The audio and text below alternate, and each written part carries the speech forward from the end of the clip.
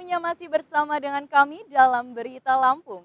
Untuk Anda yang baru saja bergabung, kami akan menyajikan kembali berita utama pada pagi hari ini. Lokasi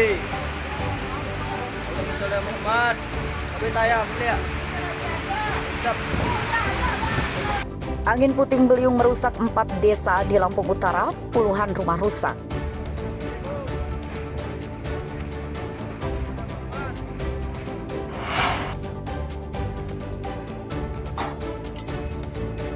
Truk bermuatan besi ludes terbakar di Jalan Tol Lampung Selatan. Api muncul dari gesekan rem yang menyambar tangki bahan bakar.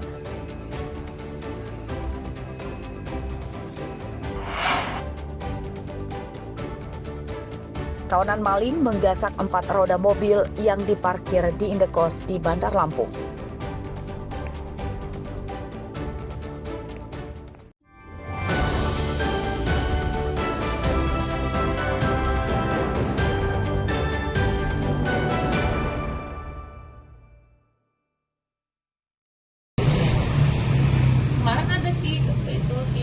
Kawanan maling menggasak 4 roda mobil di salah satu indekos di Kelurahan Tanjung Gading, Kecamatan Tanjung Karang Timur, Bandar Lampung. Pencurian terjadi saat pemilik mobil sedang pergi ke Jakarta.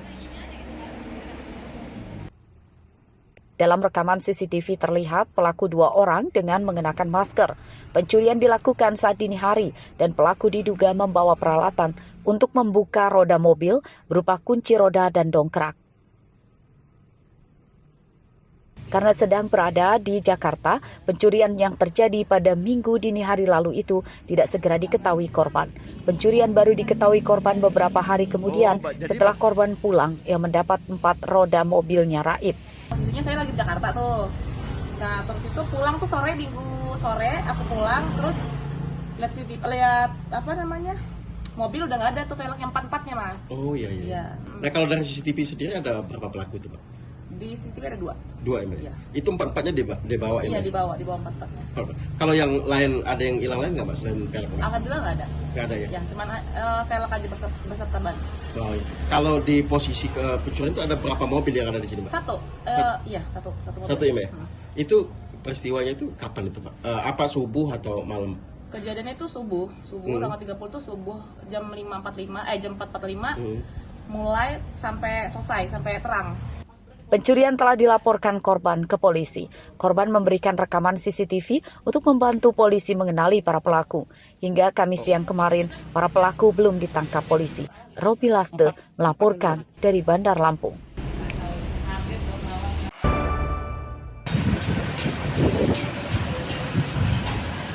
Tim penyidik pidana khusus Kejaksaan Negeri Lampung Tengah Kamis siang melimpahkan berkas 3 tersangka korupsi dana hibah di Lembaga Komite Olahraga Nasional Indonesia atau KONI tahun anggaran 2022 ke Pengadilan Tipikor Tanjung Karang, Bandar Lampung. Setelah berkasnya dinyatakan lengkap atau P21, kasusnya akan segera disidangkan. Ketiga tersangka adalah Dwi Nurdianto sebagai Ketua KONI Lampung Tengah, Edi Susanto sebagai bendahara, dan Setio Budianto sebagai Ketua PSSI Lampung Tengah. Ketiganya ditangkap karena mengorupsi dana hibah bermodus membuat kegiatan fiktif, kerugian negara sekitar 1,1 miliar rupiah. Ya, benar perlu saya sampaikan bahwa hari ini tim penuntut umum pada Kejaksaan Negeri Lampung Tengah telah melakukan pelimpahan berkas perkara juga tidak pidana korupsi pada urusan KONI Kabupaten Lampung Tengah tahun 2022. Nantinya kita menunggu pendapat dari majelis hakim terkait hari sidang. Berapa tersangka, Bang? Untuk tersangka saat ini 3 orang, inisial DW, ED dan ST. Pasal yang kita jerat, Bang? Pasal yang disangkakan pasal 2, pasal 3 Undang-Undang 399 Junto 2001 tindak pidana korupsi kaitan dengan pengolahan dana KONI Kabupaten Lampung Tengah. Ketiga pengurus KONI Lampung Tengah itu ditangkap pada bulan Juli lalu. Korupsi dana hibah itu terbongkar dari hasil audit Badan Pengawasan Keuangan dan Pembangunan atau BPKP Provinsi Lampung.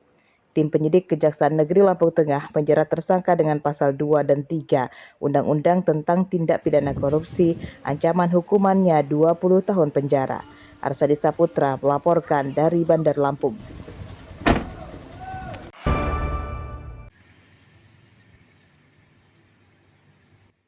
Tim penyidik Kejaksaan Negeri Waikanan Rabu siang menerima penitipan uang pengembalian ke negara dari 2 tersangka korupsi proyek pembangunan sistem pengadaan air minum atau SPAM di Kecamatan Pakuan Ratu. Uang yang diserahkan tersangka ke penyidik Kejaksaan Negeri sebanyak 640 juta rupiah. 2 tersangka bernama Eko Kuncoro selaku pejabat pembuat komitmen atau PPK dan Zainal Abidin selaku kontraktor. Menurut petugas, pengembalian uang kerugian negara dari 2 tersangka tersebut adalah untuk kedua kalinya. Sebelumnya, 2 tersangka telah mengembalikan uang kerugian negara sebesar 600 juta rupiah, hingga totalnya kini jadi 1,24 miliar rupiah. Oleh tim penyidik Kejaksaan Negeri Waikanan, uang dari 2 tersangka akan disetorkan ke rekening kas negara melalui bank pemerintah. Dan sebagaimana perhitungan ahli bahwa uang tersebut sudah kami terima semua, dan insya Allah pada hari ini juga akan kami titip di rekening pengguna lainnya pada Bank BRI Waikanan. Dan kami juga ucapkan terima kasih kepada tim penyidik yang sudah dapat membangun komunikasi kepada pihak tersangka maupun penasihat hukumnya dengan kesadaran sendiri para tersangka mengembalikan kerugian keuangan negara. Berdasarkan pantauan bahwa penyidikan sampai hari ini sudah mencapai 97%.